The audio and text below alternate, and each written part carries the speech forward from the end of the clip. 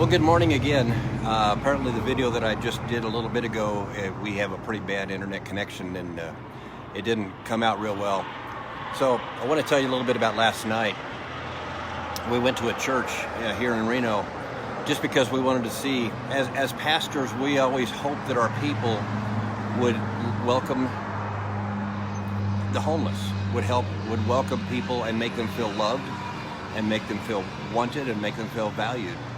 And I've heard so many cases where people who are homeless have gotten to church and they've been told to sit in the back. They've been treated like they didn't belong there. They've been judged and made to feel less than welcome. And I want to tell you, I wasn't going to tell you the name of the church until afterwards because I wasn't sure how it was going to go. But we went to Calvary Chapel Church here in Reno. And I want to tell you, we felt very loved. We felt very welcomed. We stink. We're dirty. We look terrible. And Angelo initially wanted to sit in the back, and I said, no, let's go down front and see if they ask us to move back to the back. And so that's what we did. I had called Tom Lutweiler, the pastor there, and let him know ahead of time because I didn't want to just spring this on him. I didn't think that would be very fair. And I asked him not to tell anybody, and he agreed. And he said later, that was hard to do because he wanted to tell his people. But Tom, I got to tell you, your church was amazing. We felt very welcomed.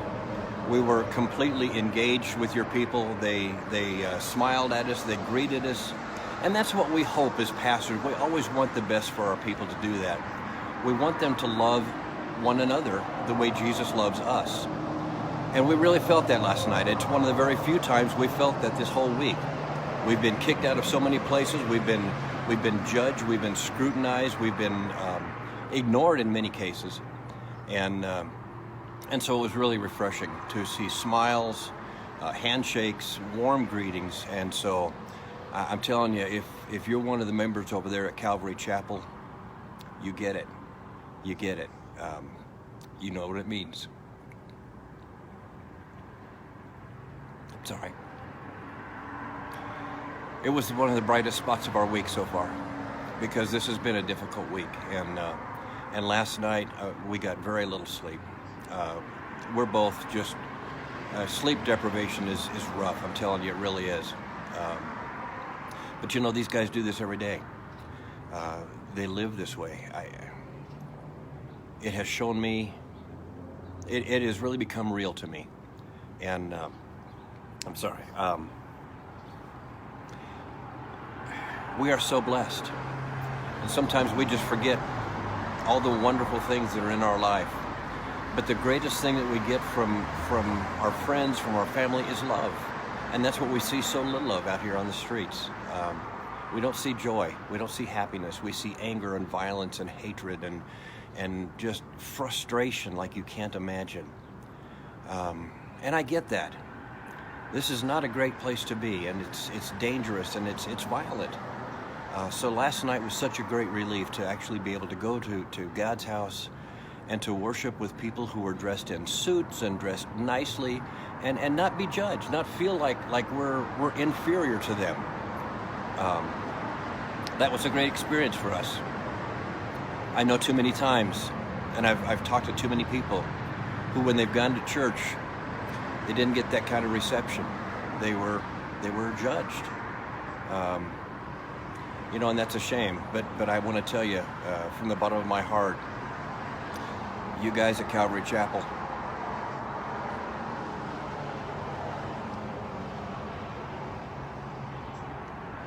you did good. So today, I think what we're going to do is we're going to do some more panhandling. We thought it was interesting that yesterday I was standing by the welfare office and I had 4 people who were going to stop and give me some money. Angelo was down in the more wealthy section of town. He was down at Whole Foods Market. And, you know, you got to figure there's probably a fairly good income crowd. He said there was beautiful cars going by him. He got nothing other than a book and some potato chips. So I think today we're going to trade places. And we're going to see if the results are similar or if You know, why would it be that people who have the most are willing to give the least? And people outside the welfare office, people who have the least, are more gracious, maybe because they empathize more. So today we're going to try just the opposite. We're going to trade places and see how that goes, just as a kind of an experiment.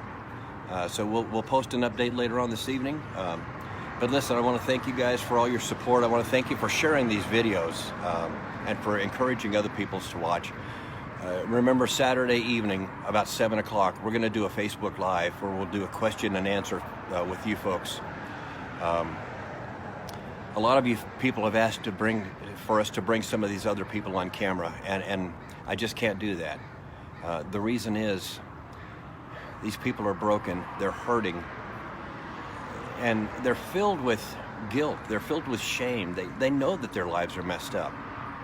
They're not proud of that at all, and I don't honestly think they would agree to appear on camera. The reason that I'm coming down here as one of them is to be able to engage with them, to talk with them, and to let them know that it doesn't have to be this way. But if I come down here all clean dressed and waving my Bible at them and telling them Jesus is the answer, they're not going to listen to me. They're not going to talk with me. They're not going to open up and tell me really what it's all about. But because I look like one of them, we're engaging in their culture. They're opening up to us. They're telling us some amazing stories that I'll tell you later, and we're gonna highlight a few of the stories, especially in our sermons. But just amazing stories of hardship and some of the things they've had to go through, and some of the things that got them to the point that they are. But they would never tell you that on camera. They would not. They just wouldn't do that because honestly, they're embarrassed. They're just filled with frustration and hopelessness. So I can't bring them on camera, but I can tell their stories, and that's exactly what I want to do.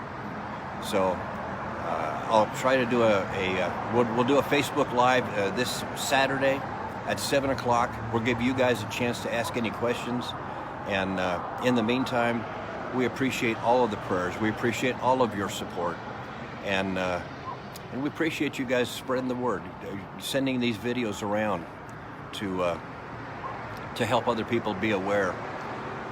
This is a rough life. When we are so blessed, it becomes easy for us to make judgments and decisions about other people. And what we're finding is these people have stories, and not all of them are as bad as you might imagine.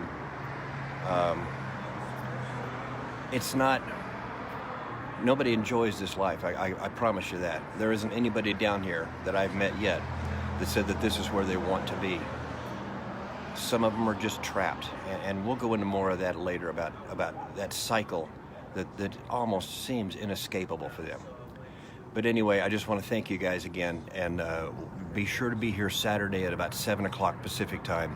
We'll take your questions and help you to understand what we've experienced for the last week. So in the meantime, thank you guys very much. We appreciate you more than you can ever know. Thank you for all your love and your support and your concern for our safety. We are fine. We're doing well. We're tired. It's been rough, but we're getting through this just fine. So we know that this ends for us on Sunday, and we know that for them it doesn't end. That's something to think about this morning. Thank you guys very much. We'll talk to you soon. God bless you.